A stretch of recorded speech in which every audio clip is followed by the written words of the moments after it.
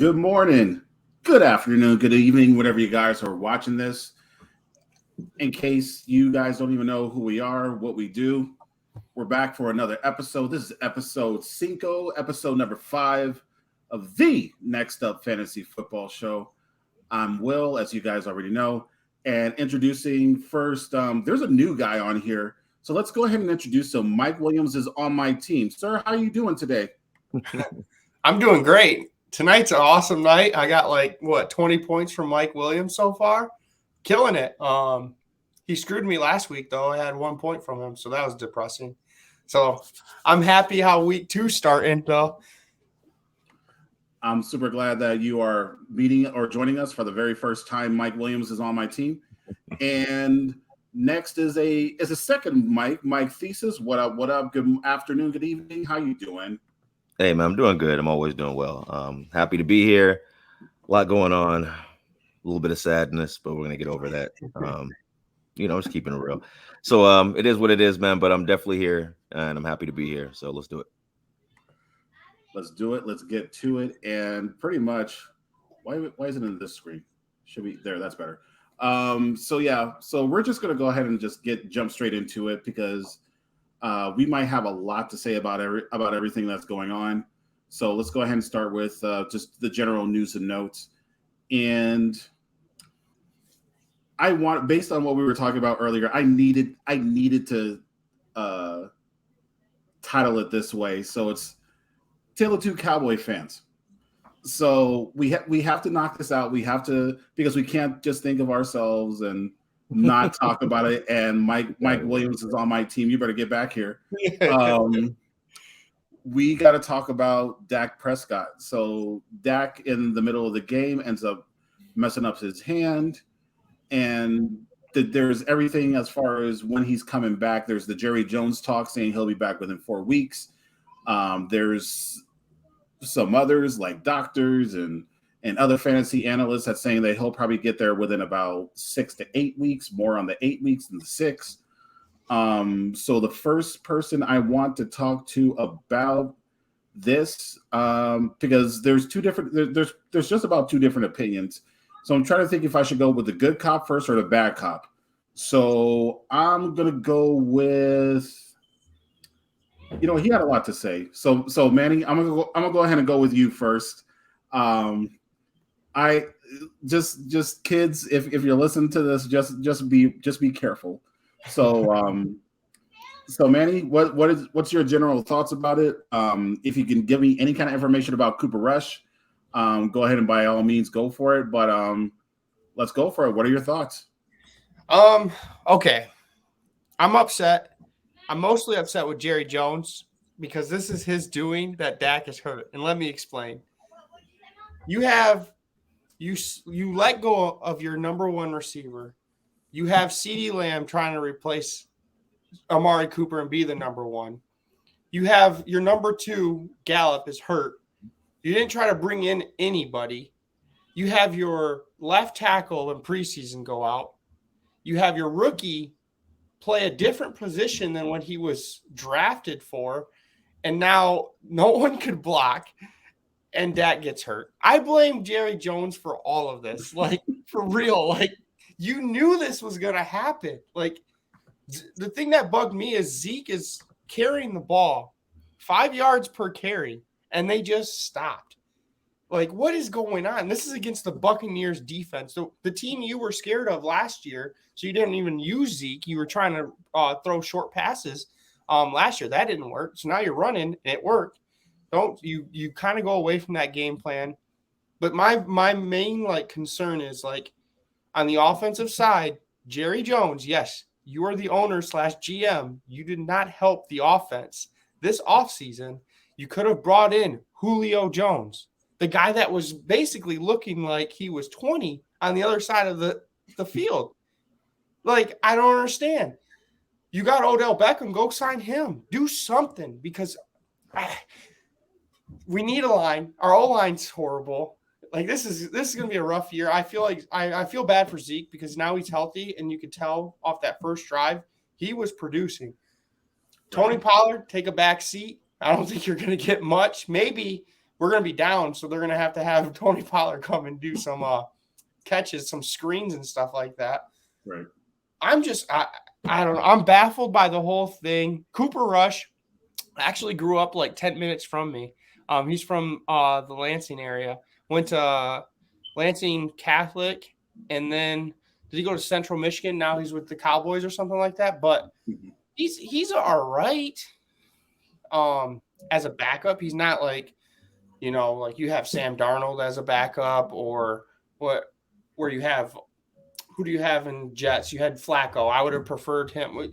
He's a little bit better than Andy Dalton, so he can get the job done, I guess. But he could have got the job done when Amari Cooper, CeeDee Lamb. Our offense was great, a good O-line. I don't know how he's going to be with no second wide receiver, no left tackle. I just don't know how. I don't see us winning.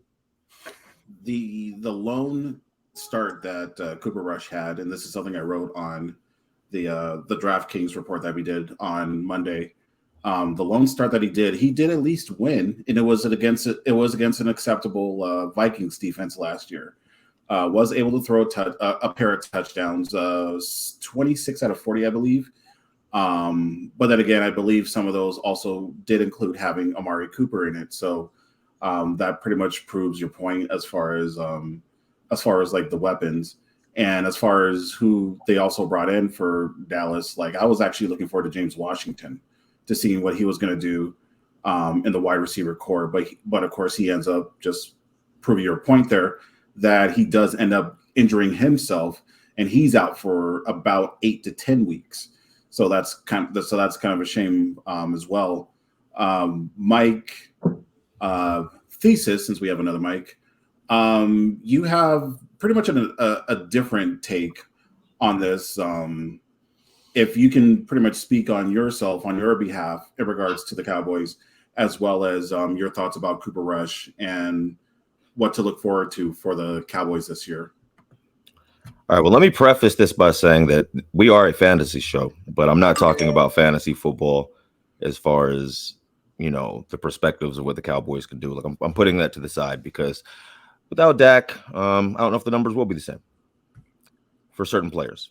The CeeDee Lambs, that's pretty much the only receiver we really have right now that would do anything, honestly. Right. But, the other guys are hurt. But, his outlook, or maybe even a Dalton Schultz, their rankings and their outlook will probably be hindered or probably go down because, we're compromised in the quarterback position with Cooper Rush out there. But my outlook's a little different. Like, I never really make any drastic, or I don't really have any drastic takeaways from week one. I always expect week one to be kind of a filling out process. Most of these guys don't even play in the preseason for whatever the reasons may be. A lot of teams came out and looked slow. So a lot of teams who expected to be better lost, or were in games where we thought they would win, but they didn't. Mean, Cincinnati ended up losing. Your 49ers lost. Your 49ers lost. Packers looked horrible. Yeah, the Packers looked Bears. horrible. The Packers looked horrible. I know a lot of Raider fans out here are upset that they didn't beat the Chargers, even though the Chargers are good teams. That could have gone either way. But there's a lot of teams that lost. Week one always is weird to me. I mean, the Colts tied with the Texans. I mean, it's just crazy stuff going on. However, for the outlook that I have on the Cowboys, the reason I'm a little bit more positive on it is because now I'm hoping, this is just a hope though, because while I don't necessarily hate Jerry Jones, I mean, I expect him to do Jerry Jones type things, and so it doesn't really surprise me. But who I'm more upset about or upset with is honestly offensive coordinator Kellen Moore. Like I said, he didn't stick with the run game, and he was. I mean, we're moving the ball on the first drive, and he does like a triple reverse. We lose yardage. Now we're like, it's 3rd down and long. Like, he just does too much. So I'm hoping that with the Dak injury, silver lining to that could be that it forces the Cowboys to play more conservatively, run the ball, nice, short passes, just play more conservatively, rely on the defense to win games. And if we can do that and tread water for a little bit until Gallup and Washington and all these guys are able to come back and help, then I think we'll be fine. They have talent. It's just that the talent is hurt right now. So I'm hoping that kind of with the not process of elimination, but kind of addition by subtraction, you're taking away the keys to the Ferrari. So maybe they'll slow down and kind of drive the car more conservatively with Cooper Rush back there. Like Manny said, Cooper Rush isn't horrible. He knows the playbook. He's been there forever. So I think that if they can tread water and maybe go 500 until Dak gets back, I believe we have one of the easier schedules on paper in the league. So if they can tread 500 or so until Dak gets back and the other guys come back to help, I think they'll be fine. In the long run, I think it'll really help them for next year because these young guys aren't good now, but I think they will be. And I think this experience of pretty much getting their ass beat will be invaluable in the future. Look at Terrence Steele. His first year, he was getting thrown around left and right. He really improved from that, and now he's a pretty serviceable right tackle. So I think the Cowboys will be okay. I didn't pick them to win the Super Bowl, and Will, you said Tampa Bay is going to be the NFC Conference champions, and we held them to 19 points. So that's an optimistic way of looking at it. So I'm going to go with that. Absolutely nothing wrong with looking at it optimistically.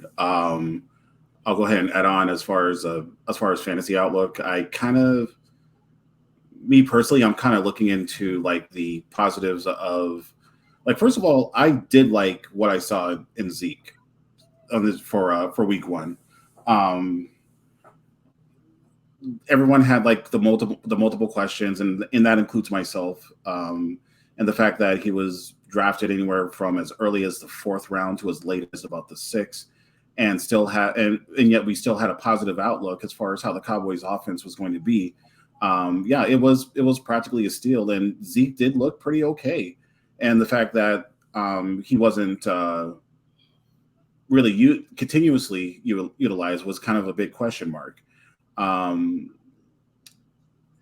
With any backup quarterbacks, usually the people who take advantage of these are like pass catching backs. So in this case, Tony Pollard, I feel that is going to have not exactly like, extreme Super Saiyan numbers, but he's going to have something to the point where he's going to be he's going to bring attention to him, and that's in as well. Backup quarterbacks usually also look towards the tight end. So Dalton Schultz, I can see as a player that could make a little bit more noise than what he was already originally going to, and he also looked well during the entire game. Since we talked about Dallas injuries, I think it's only fair that we have to talk about San Francisco injuries, because somebody just won't shut up about it on here. I'm not going to name any names. So Eli Mitchell, running back for 49ers, is going to be out for approximately 2 months. And in the meanwhile, it's pretty much something that I talked about before as far as who's going to be pretty much the next guy up when it comes to that team. After hearing the coach speak earlier today, it's going to be a combination of Jeff Wilson and Tyrone Davis-Price. And with those two, it's going to be a case of the hot hand, which is something that is usually pretty gross when it comes to fantasy, because like if you try to start one, but the other one ends up getting the hot hand, then we have no idea how it's going to end up being like week to week to week. So it seems like Jeff Wilson is going to get the first crack with everything, and then if that doesn't work, then they'll go ahead and give it to TDP. And if it's not him, then they believe they have a third running back. I believe the last name is Mason, who's also on there. Who's decent, who's okay, he's not great. I know you guys aren't really the big 49ers fans, so I wanted to see, did anyone have any thoughts about this topic at all? So the only reason I'm not going to give you so much crap about the 49ers is they played in like pretty much a swamp. But it's scary. Like Trey Lance didn't look great. And it's kind of like what we said before. I could see Jimmy Garoppolo coming back. But like I said, it was pretty much their flood that they're playing in. That's probably why Mitchell got hurt. I'm nervous for any running back on this team, though, fantasy-wise. Because you really don't know who's the go-to. I think they're going to, like you said, a committee-type role. I could see Debo coming in and running again, because once they got injured on the running back side, they kind of relied on Debo. So the fantasy value for Debo might go up a lot because that's who they're going to utilize. I did like how they utilizes Brandon Ayuk, though. He seemed like he was a little bit better than what he was prior to this season. So I'm excited for your wide receivers. The running backs can kind of stay away, and I want to see another game of Trey Lance because it didn't look great.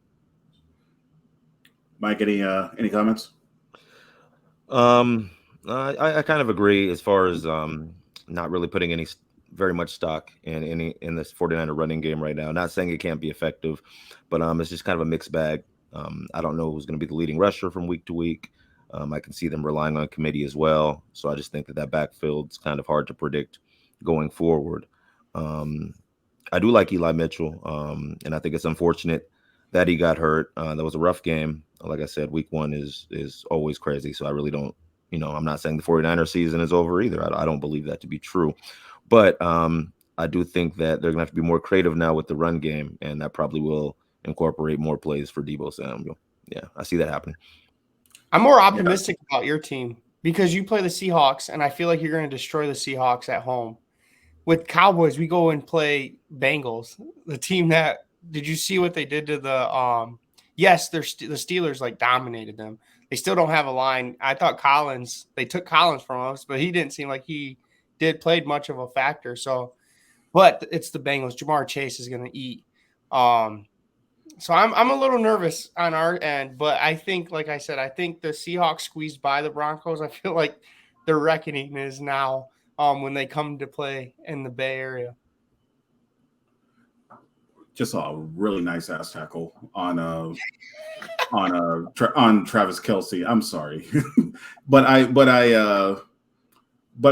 do agree with giving the benefit of the doubt for the 49ers with a combination of where they played, which was really horrible, and Soldier Field in that condition is just god awful. No one should play there. No one should allow to be played there. That's why they're getting a new stadium in a couple years. And with Eli Mitchell out as well, it was kind of hard to tell who or where it's going to go as far as the running game. I kind of wish Debo wasn't actually going to be doing the run game because I know. Like I would highly prefer him to be like actually passing catches and things like that, especially with no George Kittle. So I feel that's where he should be, but I'm not Kyle Shanahan, so who am I to say? Yeah, so no one wants Debo like that, but you won games with Debo, giving Debo space like those bubble screens or giving it to him in the backfield and let him basically create his own space. You guys were winning, so it's like tough to go away from it. And that's going to be harder to actually probably happen, especially with now that we have an actual running quarterback in Trey Lance versus a Jimmy G. So it'll be hard to tell as far as what happens. So it'll just be a case of just play it by ear and see what happens. So the last subject that I wanted to talk about before we get into our segment is old Saquon. Saquon Barkley had a hell of a game this week one. I believe it was at one. He had multiple catches. He did have a touchdown, and I know pretty confidently he went at least over 125 yards. But he does play for the horrible Giants, and it doesn't seem like that there was really much else going on around the Giants in this case. So I guess the question from here is, I'll go ahead and stick it to Mike. Is the old? We'll keep it simple. Is the old Saquon back for good, or do you feel that this may have been a one-time thing? I don't know. Jury's still out for me. He looked great. I hope that he's back. That'd be nice. Good for him. Good for the Giants organization. They've kind of had some lean years. And I do think he's very, very talented. One of the most talented running backs who I've seen come out of the draft in, last couple years or so. Definitely. But yeah, I just need to see more. And then I also need to see if how good Tennessee's defense is. I mean, I don't know if they're legit. I don't know if they're, how good they are. If they end up being a top 10 defense by the end of the year, then that performance will look a lot better, But like I said, it's week one, so you never know. But I will say that I never hope for any player to be injured. So it was nice seeing him able to come back and be successful. And I hope that there's more of that for him this year. I really do.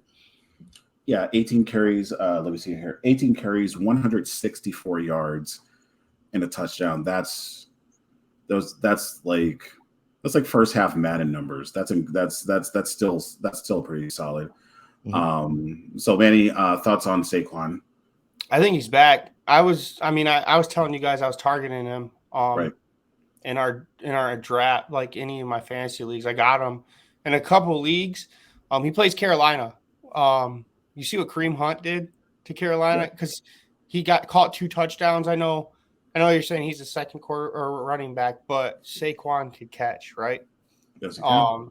So I see him eating this week as well. So if you're a DFS player, I'm trying to get him in my lineups. He looks back. He looks healthy, fully healthy. Like I was telling you before, his injuries weren't the same injury like over and over. It wasn't like the hamstring injury that kept coming back. It was he got stepped on.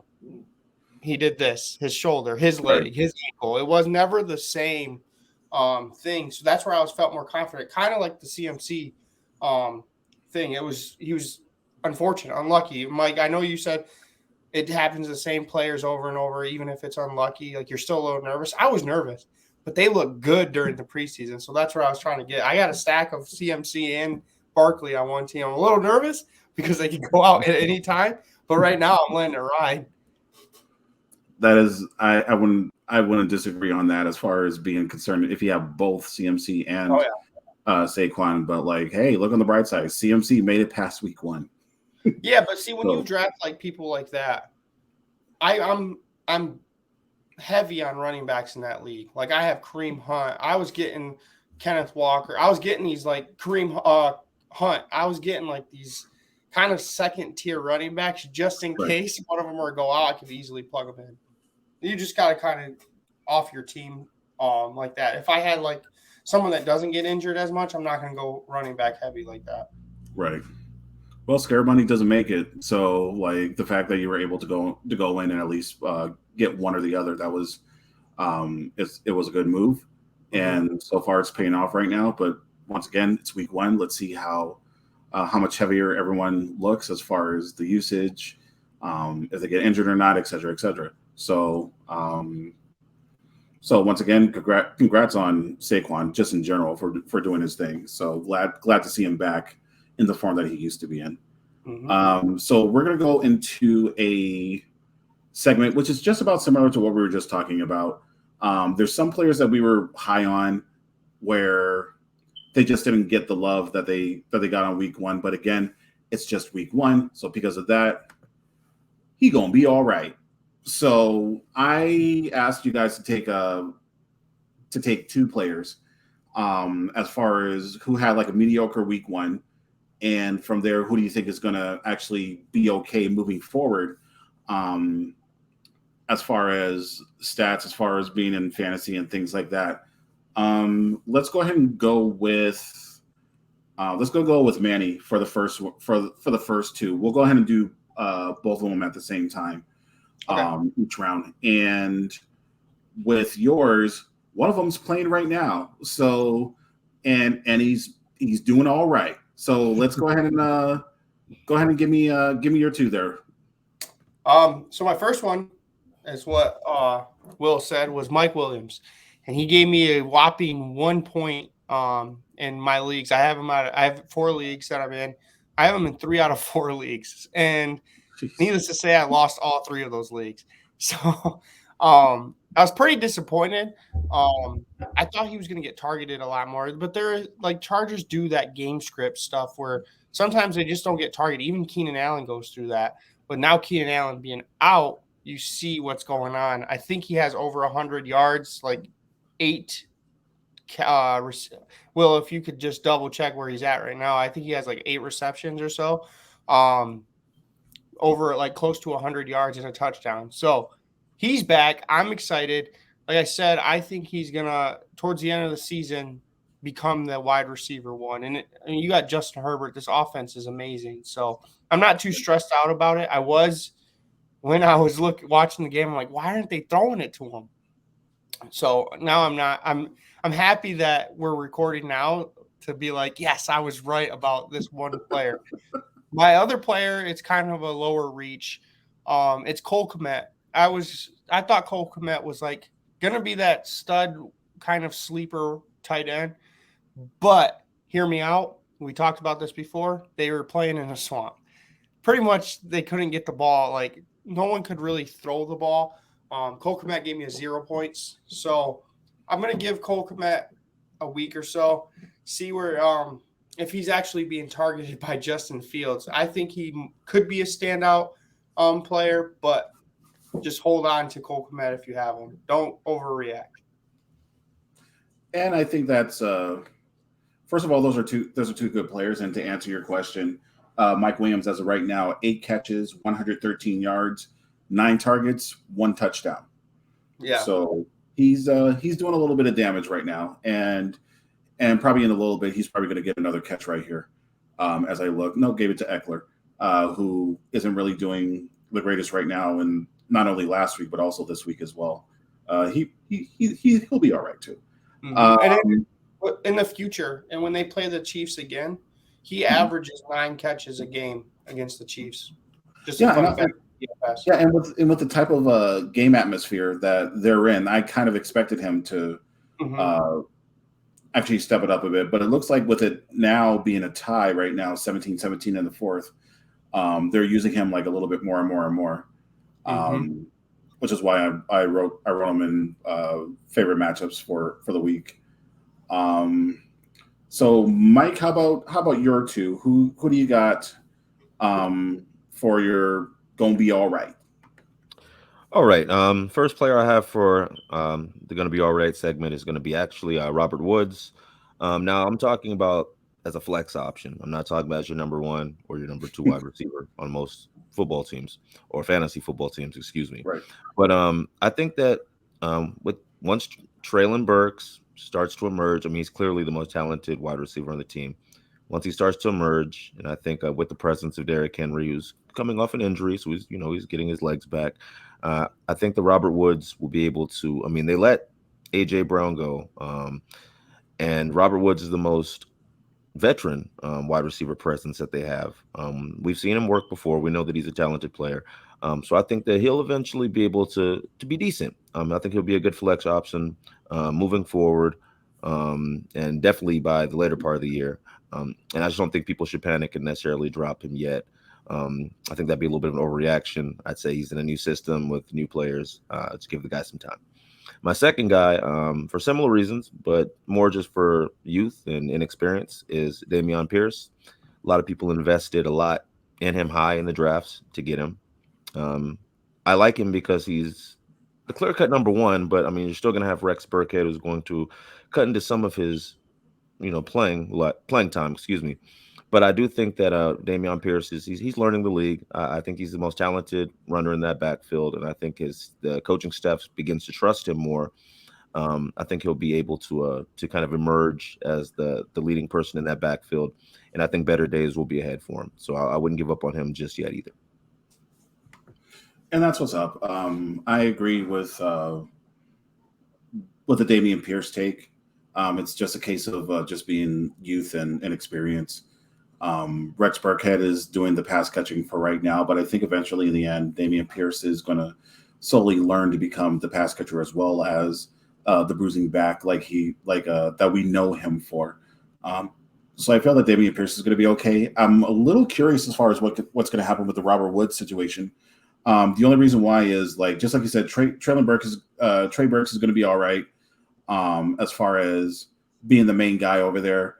But Kyle Phillips, anyone that we haven't really heard of, he led the team in targets for that first game, and for him to I'm looking at it real quick. Yeah, he had 9 targets.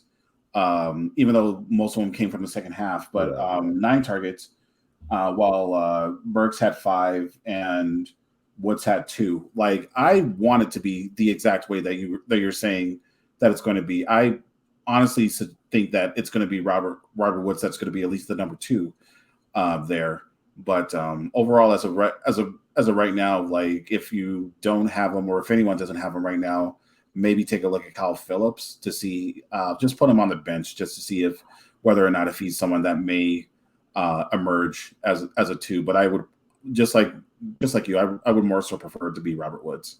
I mean, I think a lot of that's game script. I mean, Damian Hillard had a lot of 2 touchdowns in that game. I wouldn't take Damian Hillard over Derrick Henry. So I just think a lot of it is game script. Excuse me. You know what I'm saying? Right. I don't think that those numbers will be repeatable, consistently throughout the season. I just think that in this game, they had more looks. Right.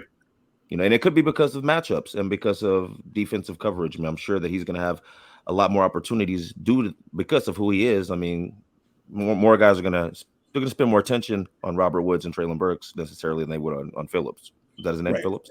So, yeah. I think that it's just, kind of game script. And, there will be some weeks in fantasy where your guy, for whatever reason, is taken out of the game. It's just scripted that way, or, things just aren't going their way. But yeah, I think he'll be okay in the long run.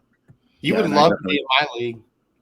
Like we kind of talked about this, but remember I dropped Robert Woods for but I believe in Julio Jones. Right. So after seeing him against our team, I'm like, man, this guy looks like he was 20 again. So right. I don't know what this offseason, what happened, but I had to pick up Julio. He was just sitting there, and Robert Woods was my only guy to drop. So no, I get it. And like I said, I laughed because I dropped Cole Kmet. So I hear you. So yeah, there's just varying outlooks and different ways that you want to take it. But we'll see. Well, that's good though. Like we have different opinions on one podcast, so people can take it as they hear it. Right. See, we're all not the same. We have different opinions. So for mine too, I ended up doing the first one. It just so happened to be this way just because of the injury that we were talking about earlier with Dak. So the first one's going to be Tony Pollard. I feel that with Tony Pollard, with his situation, he's going to end up just getting more. Just the bottom line, he's just going to get more receiving work. And originally, this didn't have to do with Dak. This had to more so do with the wide receivers that wasn't available, like we talked about earlier. No Gallup, no James Washington. Noah Brown did do his thing, so I'm giving Noah Brown his props. But other than outside of that, there wasn't really too many pass catching situations to the point where I felt overconfident beyond CD Lamb. So now with how the injuries are going on in Dallas and whatnot, like in this case, I feel that Tony Pollard's going to step it up a little bit, or they're just going to need the help from Tony Pollard because everybody else that's on there, they don't have as much experience. Like Cooper Rush, I'm pretty sure Cooper Rush spent plenty of time with Tony Pollard. So my confidence on him is going to be like a little to the point where he's gonna be fine later on during pretty much during the year. So the second person that I had, which I was really, really, really extremely bullish on this year, but didn't have the best of games, was DJ Moore. I was originally gonna say Kyle Pitts, but I think DJ Moore is one player I think I should talk about more. Pun intended. But with DJ Moore, he just wasn't able to really get connected with Baker Mayfield. Like he was getting his targets, but it wasn't much. Apparently, it wasn't as much as Robbie Anderson, as he was the star of the show in this case. I think it was like 5 catches, 105 yards, and a touchdown. Like no one didn't like Robbie Anderson having that kind of week. He usually has those once a year. So what I'm hoping for is not only Robbie Anderson pretty much not having those type of games anymore, but DJ Moore jumping back in as the pretty much as the alpha for Carolina. CMC is always going to get his work in, but as far as like a general pass catcher on that team, I feel that it's going to be DJ Moore. So biggest bottom line about that is I feel that DJ Moore is going to be all right. He's going to get a better rapport a better rapport with Baker Mayfield. And just the way that their schedule is going to be, I'm pretty confident that he's going to actually succeed a little bit. So anyone with DJ Moore or pretty much anyone that we just discussed, like, calm down, relax. They're all going to be fine. Mm-hmm. We might do this next week. This was somewhat fun. So as we see that 99-yard touchdown that the Chiefs just did for a return interception, well, it was a while ago, but I'll leave the floor open. Does anyone have anything else that they want to have or they want to say that's on their mind right now? You better start practicing that Corvette dance. I practice nothing. Chiefs look great. They're winning right now against the team that you said will take. What did you say they'll take first place too? I said Denver. Oh, you said Denver. Mike, you said Chargers. I said San Diego. Yeah, San Diego. See, it's San Diego. All right. I said we Cali, man. That's San Diego. That's San Diego out there. But no, I said the Chargers, and I still feel that way. I mean, in a game like this, even though I feel the Chargers will take the division, I actually would pick Kansas City to win tonight. Because at home, they're at home. Yeah. So I think they're going to split the season. They'll both win a home game each. I was telling Will that I think that AFC West are all pretty much going to split with each other. Right. The Broncos look the worst out of everyone. I mean, they should have beat the Seahawks. They were on the one twice and fumbled. That 4th and 5. Why do you not let Russ play that? Like versus a 65-yarder. He's not Justin Tucker. He's not the guy from the Colts that just got released because he missed a field goal. At least he's decent. Nathaniel Hackett can be conservative at times, man, and hopefully he's learned his lesson. But yeah, he should have definitely done something. I'm pretty sure he got like mad tweets or mad messages on social media about all that. So I'm hoping they're a little bit more aggressive next time around. So that was terrible, man. Mike, any thoughts? Let me see. No, not really, man. Like I said, I'm just I don't know, man. It was a tough week, man. It was a tough week. I had to go to work and deal with my coworkers just letting me have it. So I'm just trying to recalibrate, man, and and make it through the week. You'll get there. It's okay. We all do it. Like I same thing happened to me. Like everyone at work knows that I'm the Niners guy, and then from there they just have that little smirk, like, hey, what happened though? I'll make you happy, Mike. So you're gonna put on the jersey. You're gonna do it. You do it at the end. Mike made me feel a little bit better. I'm sorry, guys. I gotta do one thing real quick. Yeah, that's fine. No, I would say next week, you should try to get someone in your guys' league that you're together, and we could kind of, and if you're watching and you want to be on the show, and you're in Will and Mike's league, come on, let's hear the heat of why. Here's some banter. Yeah, I'm surprised we didn't go in a league together this year. I know. Well, there's one league, but I wasn't going to go in that league, so. My apologies on that, guys. We'll look into that next year. And you good, Mike? Yeah, my apologies on that. You're fine. We're saying next week you should, for the one that you commish or Will, like you guys should bring someone on and we could interview them. Yeah, that'd be really cool. I know I have a couple guys have already kind of like propositioned that too, and they're like, yeah, no problem. That'd be cool. So, right. So yeah, we should definitely line that up. I mean, who should we pick? Well, I mean, who needs to be on here? Mike Lou or Dre? I mean, who needs that? I don't know. I would say Mike Lou if Buffalo does like real big in this week. Okay. For this coming week. Dre may I would say, I mean, I'm not trying to say it as like a caveat, but like I'm pretty sure Mike Lou will have a lot to say for the Buffalo for the Bills Mafia out there. Plus, if we bring Dre on, I'm not sure you can handle hanging out with 3 Cowboy fans. So that might be a little too much for you. So yeah, we'll bring him on a day we win. Right. I like And that. the Niners lose. I like Of course, that. there's always that catch. But until then, both of our teams lost, so we're just all in tears right now. So that's actually going to be it for the show. Thank you guys for hanging out with us. Thank you guys for actually watching. Enjoy the remainder of this game, even though the game is probably going to be over by the time this loads. So pretty much until next week, we're going to try. We're also, as an FYI, we're actually going to try pretty much a reactions video on Tuesdays after all the games are finished, and we're going to try to make it as short as possible, like 30 minutes, as far as like what our thoughts were from the last game. So until then, if you guys do enjoy it, then just let us know. But until then, for Mike, what up? What up? Peace, guys. It was nice doing this again. Like I said, I had fun. Hopefully, I'll be in better spirits. No, I'm good. I'm just playing. I'm in great spirits now. But hopefully, our teams will win next week. We'll all be in better spirits next week. And if anything, man, I mean, football's back.